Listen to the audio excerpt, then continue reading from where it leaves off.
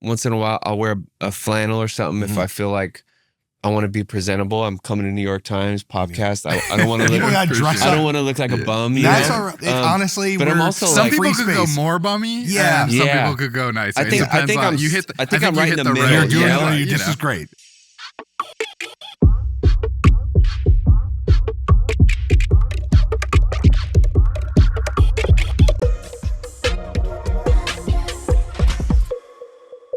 Welcome to the New York Times podcast, your fix your face of weekly culture chat. I'm John Caramonica, and I'm the critic. I'm Joe Coscarelli, and I'm the reporter. And I'm Travis Barker, and I'm on Popcast. Yes, Mr. Baron Von Tito himself. Yes. In the building. Yep. Travis Barker needs no introduction. He is the drummer of our lifetime, I think. I would agree. Travis Barker is here today to talk with us about his entire career from the Aquabats and Blink-182 through being the most in-demand drummer in rap music and beyond. Travis also has a new documentary coming to Hulu August 13th called Louder Than Fear, which traces his life from birth till today, was shot over the span of 10 years, beginning in 2017, and focuses intensely on the harrowing plane crash that he survived and many others did not. Thanks for being with us. Yeah, thank you for having me. Really appreciate it. I just wanted to start by naming a couple artists. Okay. And John, you can tell me what they all have in common. Dwight Yoakam, Paul Wall, Young Dro, Avril Lavigne, Suicide Boys, Post Malone, and Animal from the Muppets. Besides all appearing on various best end of year lists that I've put out over the time. They're all Travis Barker collaborators. Very cool. They're Travis Barker collaborators. And I will say, like, going back to the 2000s, seeing your name pop up with someone unexpected had this sort of dual effect on me. On the one hand, there's this sort of like spark of joy. Like, hey, something that hasn't happened before is going to happen here. But it also, I thought, said a lot about the people who invited you into their spaces. And it said that they were open-minded by their willingness to have you come in the room and sort of like maybe destabilize what they ordinarily did. Tell me about the conversations when you would go into a room with, you know, a well-known rapper who maybe hadn't worked with someone like you before. What were they asking of you and what were you offering to them? I mean, it's hard to say why they picked me. I think it's the same thing, like that kind of sparks like a relationship, or when you first talk to someone or meet someone. I was seeing what they were doing in their genre, and I really dug it, and I think vice versa for them. Wayne would be a good example, who would come to me and say, yo, I got tattooed because of you. Yeah. You know, I dressed. He said that to you, Lil Wayne? Yeah, I dressed like this because of you. Incredible. I was inspired by you. And then I'm like, wait, I'm inspired by you. Yeah, sure. You know, I remember I was with Blink around the Dude Ranch era, and we were in Vegas playing something together. And I saw the Hot Boys, like they were playing right after us or before. I don't know the order, but I just see Wayne and Juvie and everyone just getting ready to go on stage. And I wasn't really interested in watching whatever rock band was playing after us or before us. I was like, Hot Boys are about to go on. This is incredible. So I never got to see the Hot Boys. I'm jealous. I feel like you're looking at people that are in maybe another genre than you, and you're inspired by them, and that usually sparked the collaboration of some sort. I was struck in the documentary, something I didn't know, which is that your first real hip-hop collaboration or with a rapper was with Bun B on the Trill album. Bun B, an old friend of mine. Tell me about Bun and Pimp reaching out to you to do that work. Yeah, that was the first rap beat I ever made, right? There was other collaborations before that. It was like so random. I was on tour and Puff had reached out and was like, we want you on this song with G-Dep and just want you to come be in the video. This is crazy. Like, what? Why is Puff calling me? Whatever. This is so random. I mean, you're in the Bad Boy for Life video. Yeah. It maybe isn't as cool today as it was at the time. Yeah, of course. Right. We still here. You're rocking with the best. Don't worry if I write rhymes. I write checks. But we're not talking about that. We're just talking about like my first, like hip hop reaching out to me. It was like him. It was like Method Man reached out to me to do something, like some strip club documentary he was doing. Just the most random things. But I think around the time of the first Transplants album, Skinhead Rob hit me and he's like, yo, Bun needs a beat for his solo project. And I was like, man, I play the drums, Rob. I don't really make beats. He's like, you do now, motherfucker, whatever. Right. So I was like, and I'm like, yeah, when Bun B asks you for a beat and he needs like another song for his album, I'm like, of course, I'll do whatever. If you listen to that song, I wasn't programming. I didn't have an MPC. I didn't have a SP1200. It's all live. It's all live percussion, using percussion that sounds like hand claps. A lot of shakers, a lot of kabasa. The moon comes up and the sun goes down and the street lights start coming on in the town. When the kids go inside and old folks go to sleep. I'm interested in this crossover between punk and rap because that's where I come from. And I grew up in Florida in the South, and there was these things were in dialogue with each other. You growing up in the skate and stoner culture of San Bernardino County, California, like talk to me about how hip hop and punk were interplaying at that time before it was happening in the mainstream. Well, skateboarding taught me everything. Skate videos had punk rock music, thrash music, rap music, everything. If you watched the 8th Street video, you were educated on cool.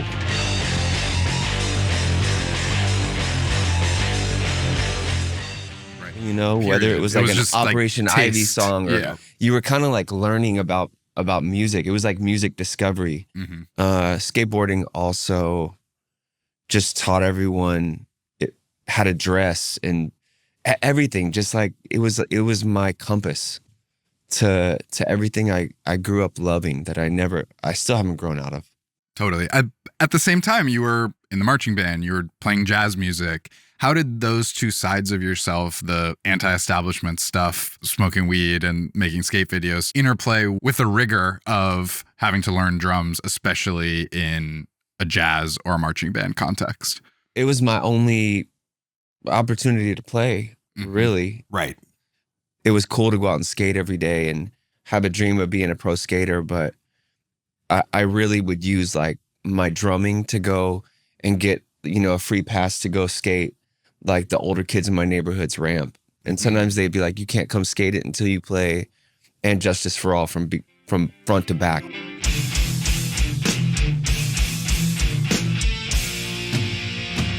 So I'd go home and I'd learn And Justice for All, and I'd come back so I would, pay my dues so I could go skate the ramp. Wow. So stuff like that. And then it was your entryway into it was rooms. my entryway into going and doing something that I loved, which was skateboarding. Wasn't nearly as good at skateboarding than I was drumming. One of my close friends around that same time had said, yo, you're way better at drumming than you are skateboarding. He's just like, yeah. So that was cool. And I knew like, okay, skateboarding was still a thing I could do, but I'm not going to be a pro skater, I grew up in Fontana, blue collar. Like my dad built our house with his own 2 hands. Low income family. We didn't have a bunch. Jazz band and marching band was it. That was all that was really there for me. Besides playing in my bedroom. You're supposed to do a summer camp before you can even try out for marching band, but I had a rough summer. Like that's the summer my mom passed away. So I just showed up the day of school and tried out without doing all the preparation that everyone else did. And I still made, second or third chair marching band. Was it clear to everyone around you at the time that you were special on the drums? Did you feel them feeling it in real time? Yeah, I feel like the kids I grew up playing drums with were always, very supportive and would pick my brain. But I also did practice hours a day. My parents, no one was musically gifted or played any instruments, but my dad was in the military, was like, fought in Vietnam, rode a Harley and was a steel mill worker. So, I bounced quarters off my bed. Right. Oh, wow. And if he was gonna buy me a drum kit, I needed to practice hours a day before I'd go out and skate or ride bikes. So yeah, because of that, I feel like I practiced a lot, and that's why maybe I was a little ahead of, whoever else I was in school with. There's a rigor in heavy metal drumming, and then there's a rigor in jazz and marching band drumming. And a lot of times people don't think of those as in conversation with each other. How did you think of those two styles talking to each other? Like, was it novel that you could bring the practice and the rigor of marching band and jazz into essentially a metal or a punk environment? My dad and mom put me in some drum lessons, like some drum instruction where I learned how to read. Spent a lot of time reading music, reading jazz charts. Both my mom and my dad had it set like, he's going to be a drummer. He's going to be a musician. And that was the stuff I had to practice because I needed to show up every 2 weeks and know what I was doing. You couldn't go to any of those instructors and say, hey, I want to learn Metallica. Right. I want to learn Sepultura. I want to learn DRI. They're going to be like, what? This isn't even music. So that was the stuff that I would just challenge myself with, or thankfully the kids in my neighborhood who would challenge me like, hey, you got to learn this. And you learned it by so ear. Yeah, I would learn it by ear. I would just learn it. Just sit there and play along with records.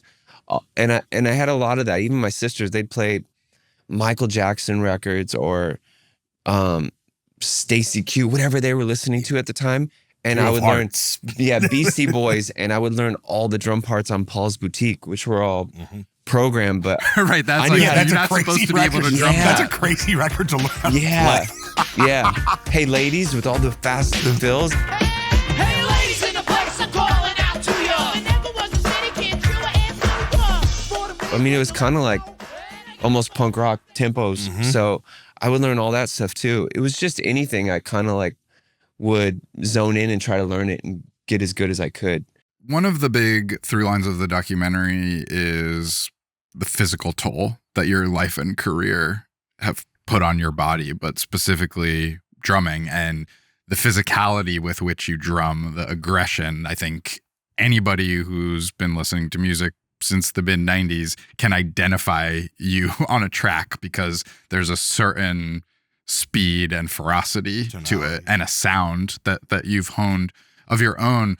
When you think about the battle wounds that you've had from music, just looking at your fingers and you're seeing the scars, the calluses, does that feel all worth it to you, what you've put your body through? Yeah, I think scars are cool. I never, I never leave a show and my hands are I was bloody. just gonna say, how are your hands right now? They're good right now. I mean, I have a couple like nails I've busted that are just like destroyed. But no, I've never left a show where I'm a bloody mess or my hands are a mess and be like, I wish I didn't play the way I did, or I wish I would have went not as hard tonight. Or have you guys ever watched an MMA fight or a boxing fight where someone gasses out the first round because their technique has been thrown out the window and they're just going for broke, Pure adrenaline. So I've learned how to do that, but I don't gas out, and that's why I train, and that's why I run, and that's why I box, and that's why I do the things I do, because I want to be able to play it the way I want to play. Yeah. When did you make the connection between the physicality of your drumming and running marathons and working out with the intensity that you do? Like, when did you start to see those things as linked? When I got tired. The first time I got tired, when I'm like, anytime you're out there and you think of something you want to do and you physically can't do it because your skill level's not there, or you don't have the stamina or the endurance, that's a problem. I never want to be there. To not gas out, not get tired, I need to run or box or sprint, and those were all things also I replaced bad habits with when I got sober. Yeah, I wonder, how much were you taking care of your body when you were really in the rock star years? Obviously, there were parts of it that you were not taking care of, taking pills or whatever it was, staying out late, drinking. But were you also cognizant then that your body was your instrument? Yeah, it was. I was so good. I was so functioning where I would wake up, smoke a blunt, eat, smoke another blunt, go on a 6-mile run, come back, smoke a couple cigarettes, smoke another blunt, I was completely functioning. I was doing everything I do now, but maybe not as much. And I would just that balance. I would find that balance. But I was already. But that's what helped like teeter totter into the right direction. Because you already had the You had the germs foundation. of it. Yeah, it was already there. Right. Early on, you're in Feeble, then you join the Aquabats, and these are bands that have a very specific home. You know, Aquabats is living in a ska universe, and not the drumming for each of those styles is not the same. Obviously, you have a versatile training coming from jazz and marching band. Did you feel hemmed in by those styles? Was there a sort of sense of, damn, I can't do everything I know I can do if we're living in this box musically, if we're living under this umbrella in a genre? Were you mindful of that back in the 90s? It's so funny you say that. That's like a lesson every musician has to learn. Yep. Because so many times I'll be in the studio with an artist or a band, and I find the musicians trying to put everything they know or everything in their skill set into one song. Right. And They're it's overcompensating in a way. unnecessary. Yeah. And that's why you start side projects or you get into other bands. But yeah, around the time I was in Feeble, I was also playing in like a soca band in Laguna Beach where That's there was amazing. a steel That's drummer hard. and I was Kill. playing drum kit. So I was really Tight. doing anything. Where are just- those records? Yeah, just to get experience. We didn't make any records, but yeah. So around that time in Feeble, I was playing really, really fast, you know, punk rock drumming.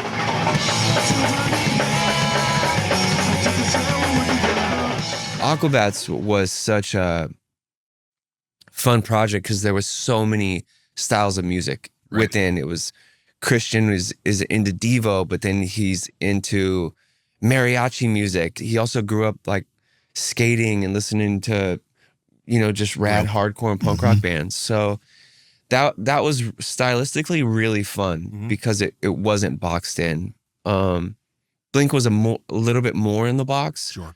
but I also had so much freedom because Tom and Mark would just be playing chugs or really something or a riff that was very like linear and simple, and Tom would go do like that crazy shit you do, and that means play a weird Latin beat over this, and it suddenly becomes like a signature drum part. Yeah, for me, you know. Talk about a specific Blink song that has a drum part that most people don't get. Anything come to mind?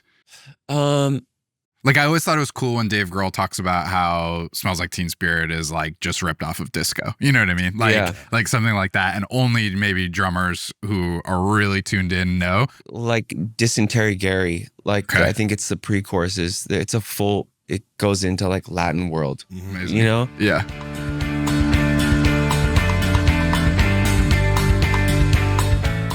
That's why playing jazz and playing in marching band and having a drum instructor make me play Latin patterns where I independently do something different with my left hand and whatever else, that's where it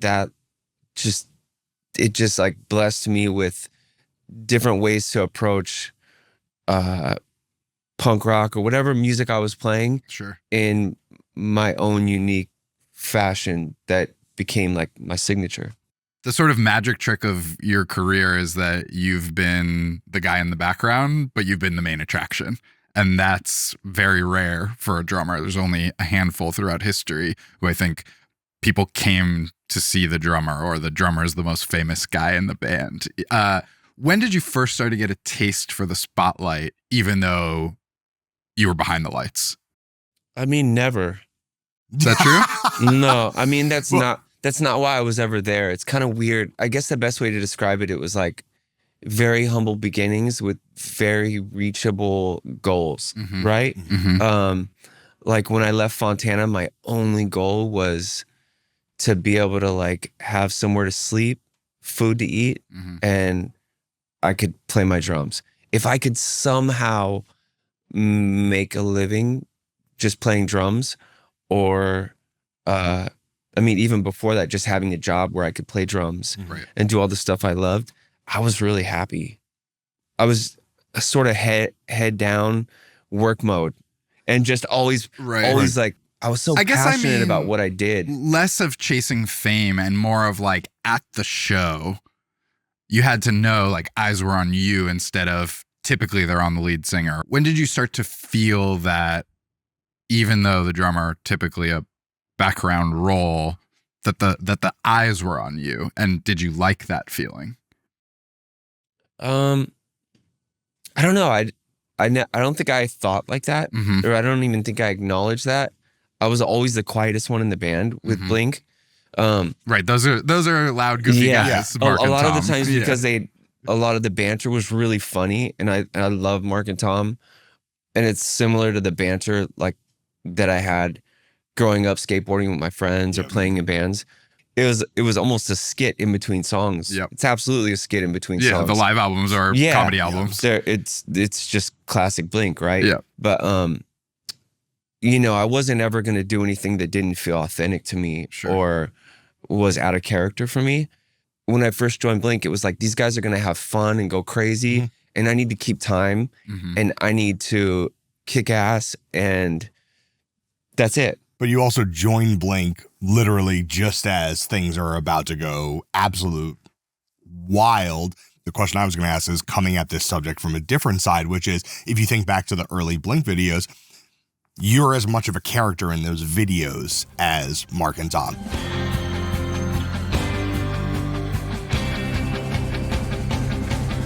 It's not kind of like these are the guys who sang and then you're just in the back kind of being like, I'm going to keep time. Even going back to the Aquabats dressing up in the costume and sort of being part of that.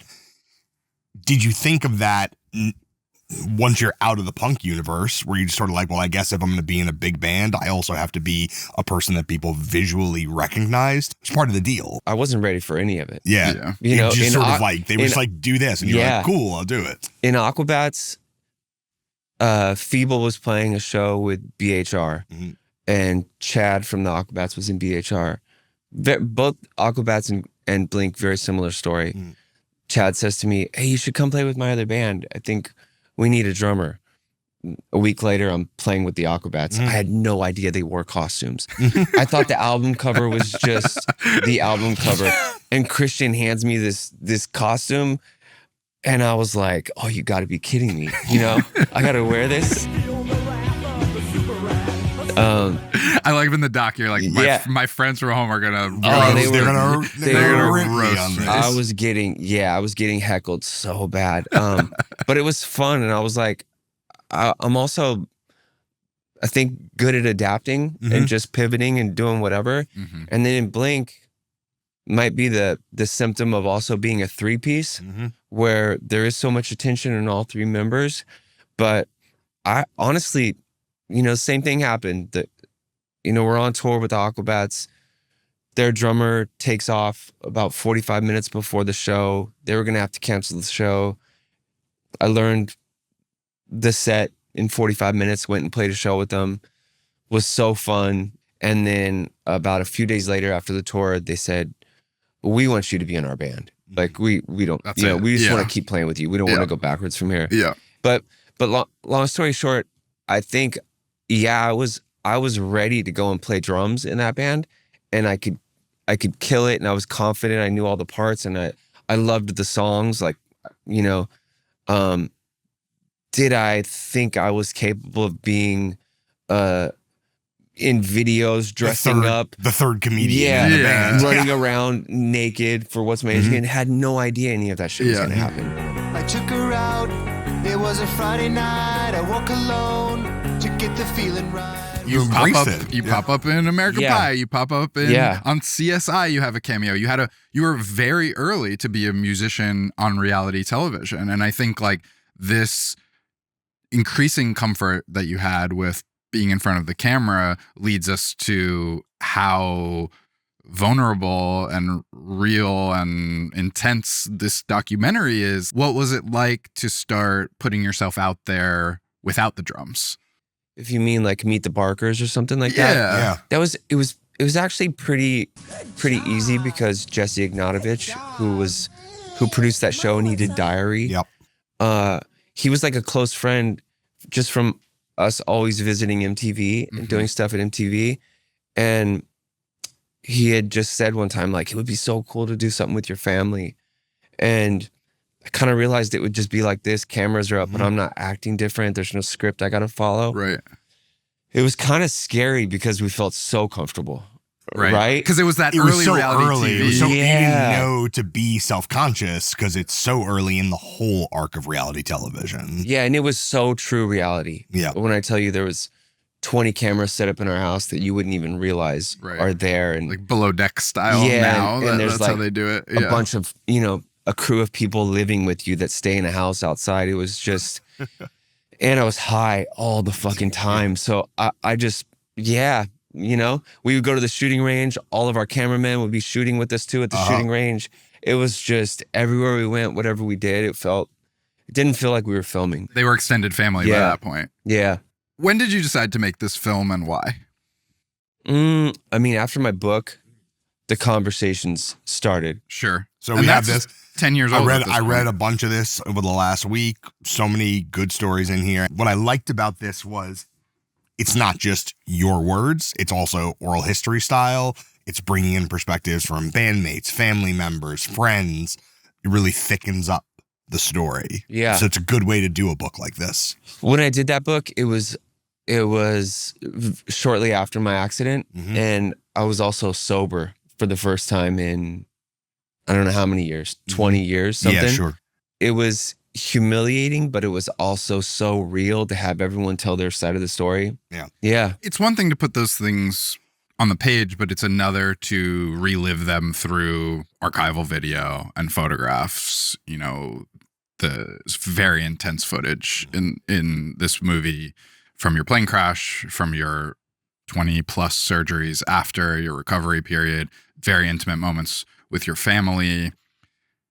Did you sit down and go through all that stuff before it was assembled in the film and think about what you were comfortable revisiting and including?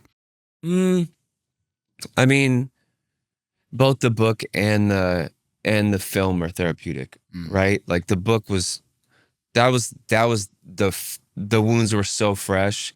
That was really hard. That was really difficult to write and sit with my co-writer on that. The documentary, because I didn't make the documentary or edit the documentary or anything like that. I would just see things that they would show me. And interesting fact about the documentary is it was maybe like 2017 or something around that time. The documentary was supposed to be done. Really? Right? Yeah. It was like a rush job. The documentary was done. It was the beginning of my life, my childhood, up until the time of the plane crash. Yeah. And the directors and the producer of the film, their goal for the end of the film was, can you please go to an airport? Or can you please walk on a plane? And we end there.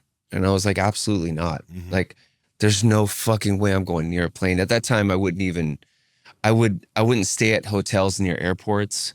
I wouldn't. You didn't want to be I didn't in go a to an flight airport. path. I didn't go to an airport for almost 20 years. They weren't even asking you to fly. They just wanted you to be near an airplane. Yeah, they just wanted to have me walk on a plane, maybe insinuating maybe one day I'll fly again. Sure. And that's the end of the doc. Contemplatively or something. Yeah. What'd you say? Contemplatively. Yeah. Yeah. And I was like, nah, that's not what I'm gonna do. So it just sat there stagnant. Wow. And I'm like, I called my manager. I was like, just put this out one day, when I'm gone, whatever. I don't want to deal with it anymore. I'm kind of tell the guys I'm sorry, but I can't finish it.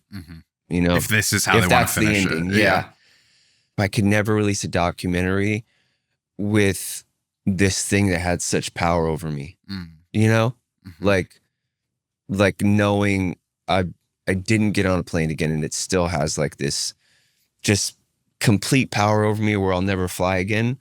So then I started thinking about it after I flew, which took 20 years, right? Oh, so you didn't even begin to revisit the documentary until No, it was dead to me. you got on a plane. Yeah, it was dead to me, and I was just had this documentary. I remember I had shared it with, I think Bobby Hundreds from the Hundreds, and he was like, "Dude, that documentary is so good. That's and it wasn't even finished then. Mm-hmm. And I think that like sparked something in me. Right. Because I also trust Bobby's opinion, and he's just great. And next thing you know, I fall in love, get into this relationship, start just doing a series of like just self-work, doing breath work, doing all this stuff. And very long story short, fly again. Yeah, I mean, you're alluding to this. The other thing that happened in between 2017 and 2026 is you married into the reality TV family. You had already done Meet the Barkers, and you end up with Kourtney Kardashian. You're on the show, on the Kardashians, last couple of seasons, learning, I assume, to share more about your personal life in that format. Talk a little bit about how that process was of opening up and how it prepared you for this film of yours to really tell the end of that story, the second half of the movie. I kind of don't even realize I'm on this show. Like, to be honest, like I don't watch. We have news for you. Yeah, I don't watch the show, and I think the best way for me to deal with stuff like that, or to be a part of things like that, is to not really acknowledge that I'm being filmed or anything different's happening.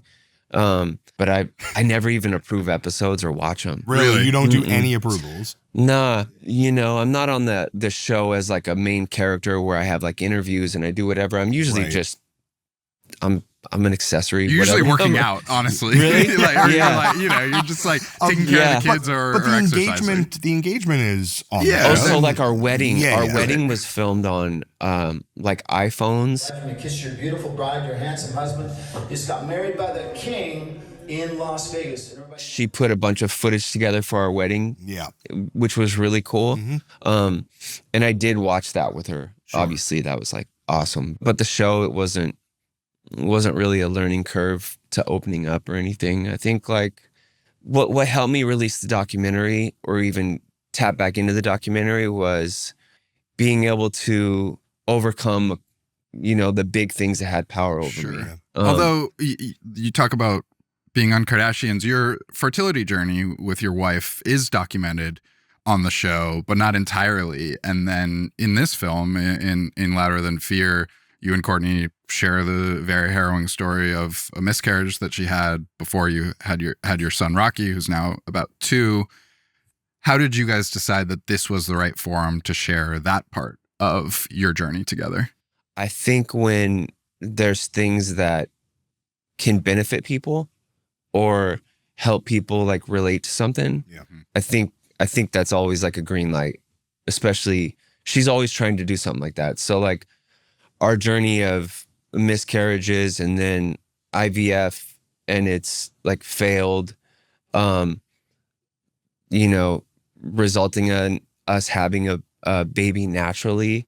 Like I feel like that's a story that so many people can relate to. You know, like because it's a journey I've never been on. Sure, but it's an interesting choice then to put it in your film instead of on her show. I thought you guys got a little deeper with the miscarriage specifically. Yeah, I guess it was the way the documentary happens is through a series of interviews. I'll say something, and then they're like, "Oh, well, tell me more about that." And that's how that came up. So you must have mentioned it. So no one knew about that, right? It was something you were going through. You mentioned it in one of your interviews, and then they dug a little deeper. And Kourtney agreed to share her side of it. Exactly. In the film. I'm also curious about something that comes up in maybe a slightly more tangential way. I was really struck by how your children spoke about fear and trauma and anxiety related to flying. And when you finally said, me and Kourtney, we're going to get on a plane and we're going to go on this trip, that your children, Landon and Alabama, were saying, please don't, that had been somehow transferred to them from your years of really struggling with it. When he came to tell us kids, we were really against it at first, because all we had known is no flying, don't fly, let's not fly. He told us, he was like, yeah, I'm gonna get on a plane. We were like, fuck no, you're not. They're like, because that's all we knew growing up was we're never getting on a plane. I wonder if you can talk about your conversations with them talking them through your journey to hopefully get them comfortable with where you were at that time. Talk to me a little bit about that. Yeah. My kids were very, very protective of me and very scared, like to the point where they were begging me not to go on the plane. Yeah. So I had to show them to kind of also break the cycle to where they would try it, you know? So they had never flown at that point. Never. And that was your choice. Unfortunately, like, you know, my kids were, I think, like 3 and 5 or somewhere around that age when my accident happened, and they never flew after that because it's sad, but they were basically brought up to think that's how people die. Yeah. My journey getting there was, I remember I had this massage therapist that I would see, you know, while I was home. And I remember her telling me one day, she's like, you got to do breath work. And I'm like, what are you talking about? And she's like, you have so much trauma. I can feel it in your body. Yeah. Right. And I don't know. I'm not like, I didn't know exactly how to navigate after my accident. Yeah. Talked to like a post-traumatic doctor, got sober, would run, would exercise, do all this stuff that I just felt like was calling me. A fan that was like really, really cool and very persistent would always reach out to me and be like, hey, do breath work. But the guy, he looked like me. He had like tattoos on his head. His name's Lucas. He's awesome. Shout out to Lucas. Yeah, Lucas is awesome. And doing the work. And I was like, man, I feel so weird. I don't know this person. I'm going to invite him in my home. I'm going to be very closed off. I'm going to try to control this situation a little bit. Dude, 10 minutes into it, I'm bawling my eyes out. Wow. Like I'm like a mess. And it's like that, like the next 5 sessions. Wow. But I also feel like I'm making progress, you know, like I just felt different. So ultimately that led to me telling my wife, if you're ever going to take me anywhere, don't tell me about it. Just tell me the night before. Yeah. So she did. I did breath work the night before, ended up flying. Luckily I had a great experience, right? Yeah, sure. In parenting, I see your kids are very popular online.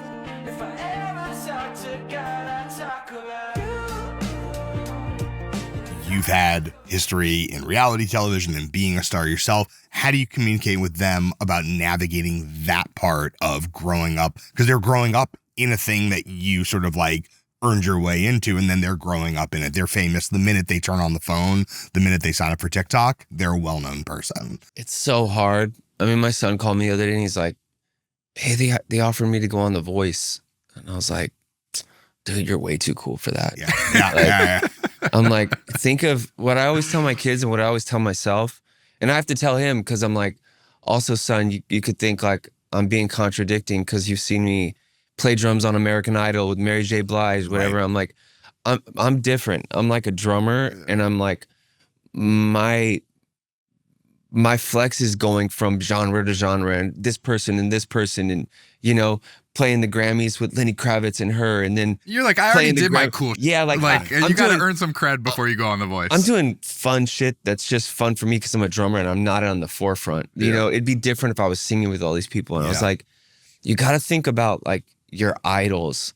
If your idol's Kurt Cobain, would Kurt Cobain do The Voice? No. Yeah. You know, and like I know you're in a rush to get to like here, but like take your time. It's gonna happen. Sure. Like I'm in the studio with him. I hear the songs that he's creating. I'm like, there's no rush. You know, do things that are authentic to you. Do you feel protective over how they present themselves on the internet? I mean, every now and then you see one of them get into some kind of scrap online, and I imagine as a parent, that's you've got to just be like, oh no, like how do I protect them from this? How do you navigate that part of the emergent young celebrity, especially in LA, where it's like everybody's trying to make a name for themselves? Yeah, like she's in the mix, you know? Yeah. I lead by example. Yeah. I used to almost get in fights with paparazzis. You know what I mean? I'm not proud of any of that stuff. Like, you know, I used to have a temper when it came to like people following us or just dumb stuff, or if someone said something to me, I might be quick to react or be confrontational, but I'm like, that ain't it, babe. Like all that, it's just all noise. Like, don't pay attention to any of it. Like, stay running in the direction you're running in. You know, be happy, try not to harm anybody, or just be good, be a good person. But all I can do is, you know, they're adults. All my kids are adults. Like, Atiana's 27, Lana's 22, Bama's 20. I just try to say, like, you know, love them and tell them, like, just stay on your own trajectory. You know? You ever come down hard on them? Do you ever have to pick up the phone and raise your voice? I mean, yeah, of course. You know, even though they're adults, always respectfully, but yeah, of course. You're not. That's you got to have like even the breath work. You got to have the hard conversations. No, I mean, I grew up. My dad was, you know, he would whoop my ass. You know, yeah, that's clear in the film that you guys had a tough relationship, and that he was very hard on you. And there's an extremely moving moment near the end. You know, spoiler if you want to watch it yourself. But you know, your dad is somebody who, as you said, was in the military. He's like, tattoos are for convicts, and you have a tattoo, pal, nickname between you and your father, and then in the movie he takes off his shirt, shows his sleeve, and I'm getting goosebumps. Yeah, no, it's very, you know, it's very powerful. He's gotten, it's very he's gotten intense a matching one. One day I went, come here, I got something to show you. And he said, Dad, that's a sticker. I said, no, it's not a sticker. I decided, you know, just to show him I support him and everything, that I'm going to go and I'm going to get that done. Talk to me about learning that and just what that meant to you from your father. Yeah, full circle. I mean, I think every parent's worry is that your kids are going to grow up to be like a fuck up, right? So my dad told me early on, like, you get a tattoo ever, I'm going to kick your ass, I'm going to kick you out of the house, you know? So I got tattoos. Like, I started tattooing my legs, but I would wear my socks up high so he wouldn't see. And then, you know, as I got older and I started, like, once I left home, it was a wrap, you know? I think the last tattoo I got in the house was like a memorial for my mom on my forearm. And he was really upset about it, but it was also like, you know, so meaningful to me to get a tattoo for my mom. And then years later, my dad called up one of my tattoo artists that I had grown up with, and he got, you know, because I got a tattoo that says pal for him early on, and he went and got it, you know, and then he got a famous tattoo. Oh, another one. Yeah. Oh, he has two tattoos. He has the logo? He has two tattoos, yeah. I'm like, Pops, he doesn't show the you're crazy. Yeah, but yeah, he's just like the most supportive dad I could ever ask for. One more sort of question about parenting. One of the interesting things about your marriage or relationship with Kourtney is you met much earlier as friends and neighbors. You were in Calabasas before. You were early on Calabasas before it went crazy. We were there when there was, in Calabasas, in the neighborhood we live in, there was one street. Wow, and I lived there with unthinkable, like my kids and my ex-wife. Yeah. And so there's some footage, I think it's period footage, but of your kids and Kourtney's kids before you guys are together, you know, maybe having a dinner or some kind of like play date or something. And I wonder, what have you learned about parenting from watching Kourtney and her kids, and what does she take from you in how you raise your kids?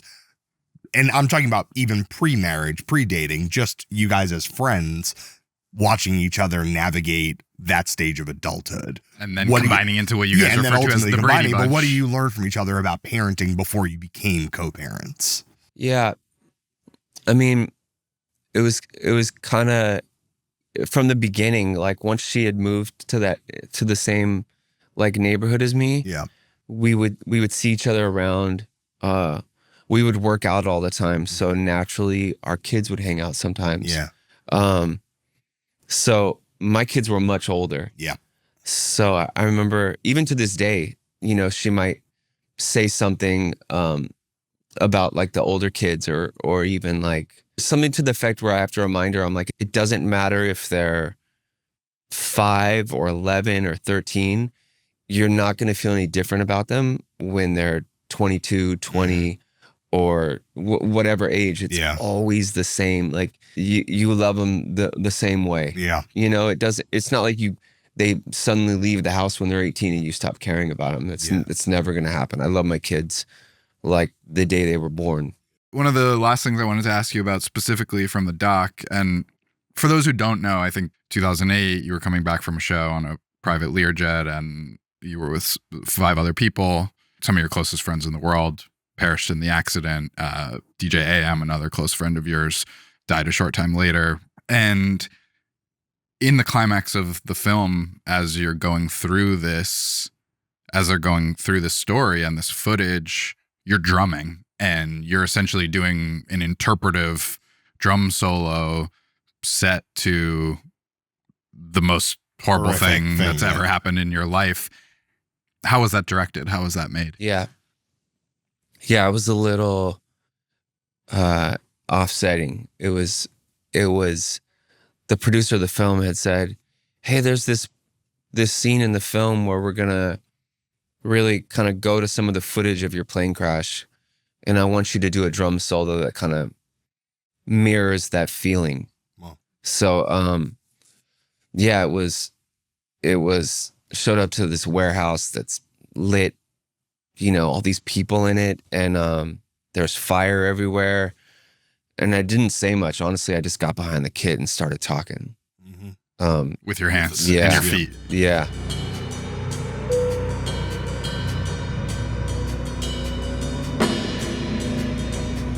And was that multiple takes? Was that just? It's so raw. Yeah, it's so cathartic. And I think it's like intense. a 2-piece. Yeah, I think I did 2 solos, which were just completely like off the dome, just improv. Yeah.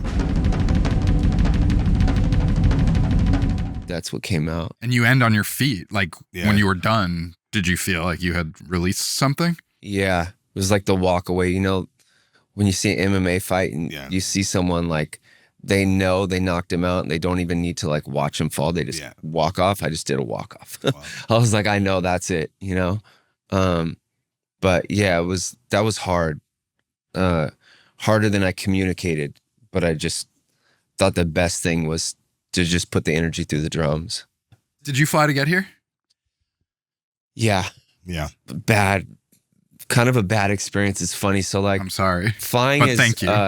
No. I'm so stoked to be here. Yeah. Flying is something that I do, but I think I've found ways that make it easier for me to fly. And one of them is I just want to be on an Airbus, right? I always read all these horror stories about Boeings. Yeah. So I'm walking in the plane yesterday and the flight crew's like, hey, do you want to say hi to the pilots? They wanted to say hi. So I'm like, yeah, of course. I bring Rocky up there, saying hi to the pilots. Pilots are super cool. They ask, you know, if Rocky wants to sit in the chair or whatever. And then he gives me like this card that's like the card for the plane you're on. They're like trading cards. Yeah, right? yeah. I've read and about it this. says Boeing 767. No. And I just about fucking die. And just to be clear, you didn't so stressful. You didn't crash in a Boeing. You just see that. You just see it in the news. Yeah, I just see it in the news, and I try to stay away from private planes. Yeah. Right. They just feel like the Wild West to me. Yeah. I feel so bad because the pilot's probably like, "What's wrong with this guy?" Yeah. And I walk back to my seat and I'm like, babe, this is a Boeing. We're on a Boeing right now. And I'm so stressed because I haven't flown on one. And I think I have like these protocols that make me feel a little safer to fly. Sure. And we have the most turbulent flight ever, where the whole time he's just like, get in your seats, put your seatbelts on. I'm just like. So it's still a process. It's a journey. Oh yeah. Every time. Yeah, I do it. And I'll always do it. I'm not, you know, I can still say I do have anxiety when it comes to flying. Sometimes might take a call like to my therapist, just being like, hey, I'm going to fly and just walk me through it if I haven't flown in a long time. Yeah. I think the more I fly, as long as they're good flights and nothing sketchy happens, I get better at it. But when there's months and months without flying, it does make it a little hard. And this one, a rough one, doesn't This one help. sucked. I'm sorry. And I'm getting on a plane tonight. So now I'm like, no, I'm sure everything was fine. I just, yeah. my wife's just chilling. Right. Rocky's also watching me, and he's like, so cute, and like, is it bumpy, Dad? And I'm like, oh my, yeah, it's bumpy, son. But 2-year-olds can take the anxiety out of a lot of situations, right? They just they just pop the bubble. Yeah, but it's a blessing. Obviously I associate it with something else. Of course, Of course. Let's hit a couple questions on our lightning round. Let's go. 52 cards in the Popcast deck. Each one of them corresponds to a pre-written question. Some of them are light, some of them are heavy. Cool. We'll see where the fate takes you today. What do you got? Ace of clubs. Unbelievable. Everybody's pulling really like apt cards. It's good. Okay, this is interesting, especially as someone who has been doing what you do since you were a child. What are you good at besides what you do for a living? I'm pretty good at running. Yeah. I mean, it seems like it. Yeah, it seems like it. It was like, what's your marathon time? What's your mile time, your marathon time? So I haven't, I'm hitting a full marathon this year. I hit a half marathon on Saturday, and I did it in an hour and 38 minutes. Okay. Crazy. So like 720 mile. Yeah. Yeah. Right. That's that's competitive, nothing. right? Yeah. For and it was just something I did. 40-something-year-old man who's not a professional I'm runner. 50. You're 50. Yeah, I'm 50. Yeah, I'm 50.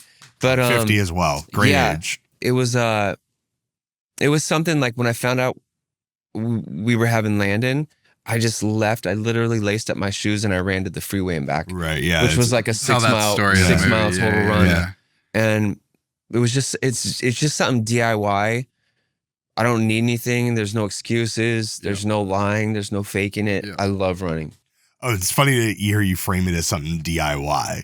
Like That's it's cool. No, it's Running good. is punk. Yeah, it's punk. Well, it is. I've never heard it referred to like that, but that's very accurate. It's like totally right. It is very punk. Like we all have shoes. We all have legs. We all can run. There's no faking it. There's no like, you know what I mean? Yeah. There's no easy way to do it. I love it. Great. Pull another card. DIY. Ace of spades. This is it's a magical pull. Bon Iver, Justin Vernon behind you pulled a full house. That's the best. No the best way. hand we've So ever we'll see had. how today goes. Maybe you'll pull 4 aces. Okay, ace of spades. What did your parents not teach you that you wish that they had taught you? Maybe like money. Like about finances and stuff. Like I tend to listen to like a lot of podcasts about money and just whatever, Like personal finance self-help, type stuff? everything. Yeah. But we also didn't have any. So Sure.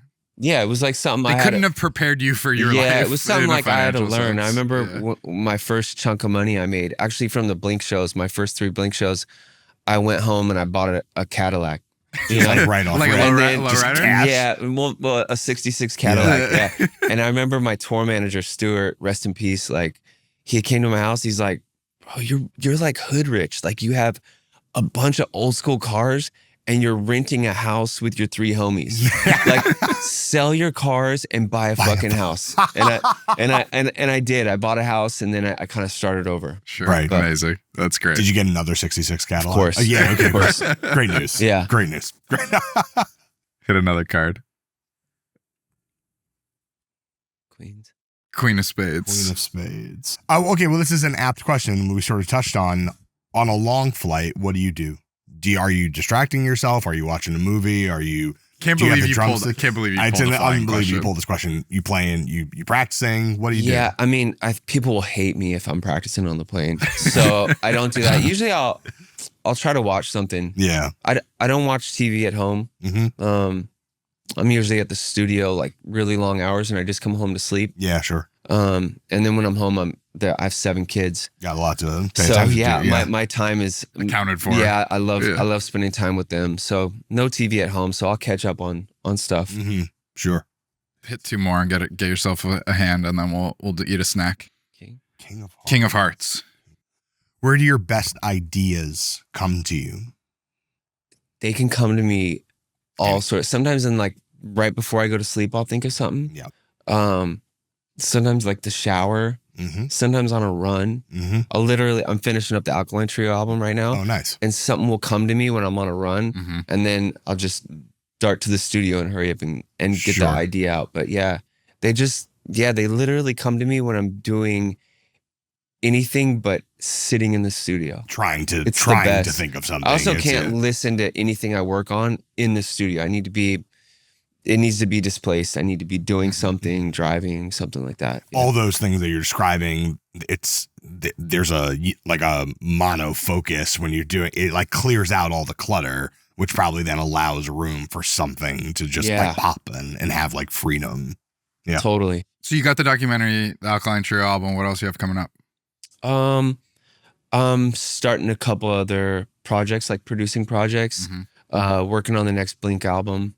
Nice. Yeah. This year, next year, what do you think for Blink? Working on the Blink album this year. Yeah. Great. All right, pull one more. What do we got? 7 of Spades. 7 of Spades. Do you read your own DMs? Yeah. Yeah? Yeah. Do you go crazy in the extra mailboxes, the wild stuff? The hidden messages? Not really. Just the main one. Blue checks only. Yeah. And Lucas. I think there's Lucas. Yeah. I would have never found Lucas. Yeah. I'm telling you guys, he's amazing. And Breathwork's amazing. Yeah.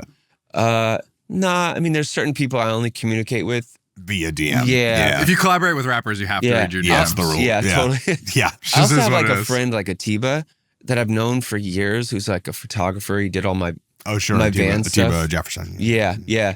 And we only communicate through DM. It's so funny. But, even though you've known each other forever. But like even though I've seen him and I don't know why, but it's just our way of communicating. But it's funny. I have a shoe coming out too. Right. You've done other clothing things. Obviously, you had your brand for a long time. Like doing a Vans. Obviously, I imagine very special as someone who grew up in the punk scene. Yeah, Vans is huge. You're rocking Vans. Watching like the Circle Jerks and Descendants and growing up skateboarding and riding BMX, to have like signature shoes with Vans is like you doing a skate low, skate crazy. high, half cab. I did 2 old schools. Yeah, and then I have an authentic coming out next year too. Nice. Yeah. We're going to have snack. I want to talk to you about clothes while we have a snack. Every episode of Popcast ends with a snack test. You are a very healthy man. You eat vegan. You eat organic. You eat gluten-free. We don't, but... We do not, but we're going on this journey with you. Awesome. Producer Kate went out and got some special Travis Barker-approved snacks. You eyed these. You said every now and then you have a Sour Patch Kid. Oh, I love Sour Patch Kids. And they're vegan. Sometimes, like in the middle of shows, I'll just have a couple Sour Patch Kids. No, like if you need sugar, or if Mark and Tom are going on a long rant, you're right. You know what I mean? Time to eat some candy. I like the idea of them just yammering at the crowd, and you're just kind of eating candy. Sour Patch Kids. So these are Sour Diamond Tutti Frutti Bubs. I never had a Bubs. What even category of snack is this? It's a gummy. It's a sour gummy. Yeah, it's not like a crack. Gummy. Okay, all right. It's a gluten-free, vegan, sour gummy. Swedish. We treasure our Swedish heritage, and we are passionate about making excellent, mouth-watering candy. These look good. We're gonna taste one. We're gonna rank it out of 10, awesome. And then you're gonna be on your way. And while we're doing that, style has always been like it's very clear. That's good. It tastes like surf wax. You want to grab a couple, right? You want to grab a couple more? Yeah. They're very sour. They're so good. They're really good. Is this a Pendleton we're wearing today? Or is this it's just a flannel? Yeah. Tell me a little bit about arriving at your look, because you have a very signature look, and also how hard is it to get reasonably priced band t-shirts anymore now that the market is an absolute nightmare? These are it's insane. Delicious. Yeah, these are so good. Oh my God. I could crush that bag. They're also like a little like mallowy. Mm-hmm. There's a little marshmallow. It's really good. Like it's not a gummy in the sort of like heavy sense. Mm-hmm. Oh my God. People are sleeping on these. I've never even heard of them. Bub's about to go way up after this. Buy stock. Here, have some more. Not spawn. They're This so is not good. sponsor. We just discovered some great gummies. But tell me about developing your personal style, which I know seems like a silly thing to talk about, but also the band t-shirt thing is real. I mean, you're a guy, whether it's on your old TV show or just seeing pictures of you, like you wear good. Well, thank you. It's hard, but it's increasingly hard to find. It's incredibly expensive now. Now it's insane. Yeah. AM and I loved vintage from like the jump. You know, we'd always like buy vintage and trade stuff with each other. And I just, honestly, they were just like not like boxy and like hard t-shirts. They just felt good, you know, especially for like playing drums moving. And always moving. Yeah, it felt good. And it's the same reason I collect old school cars or old school BMX bikes or old school skateboards. It brings back my childhood, like things that I love that feel like home for me.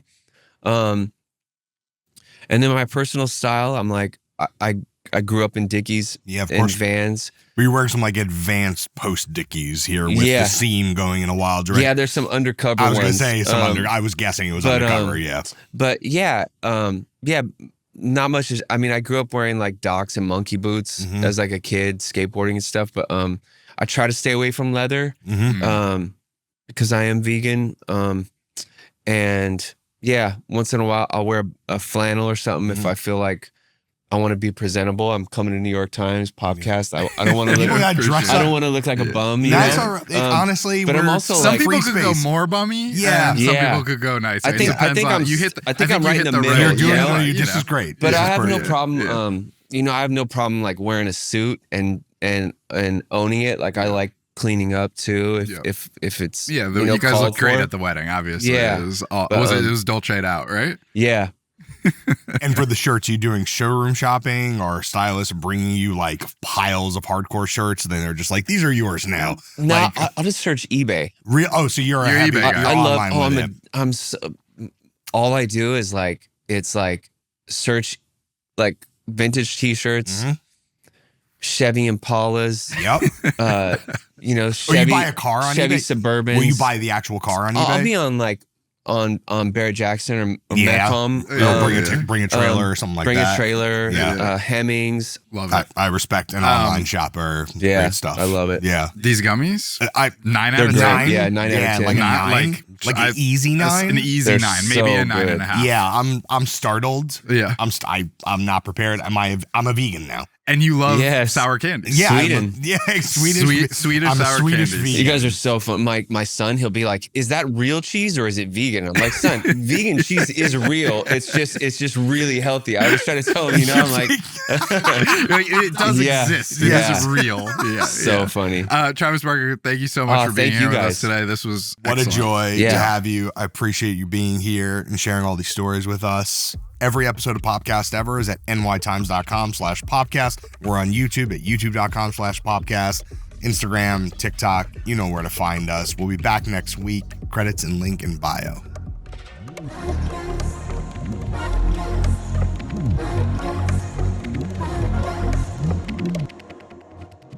Don't stop.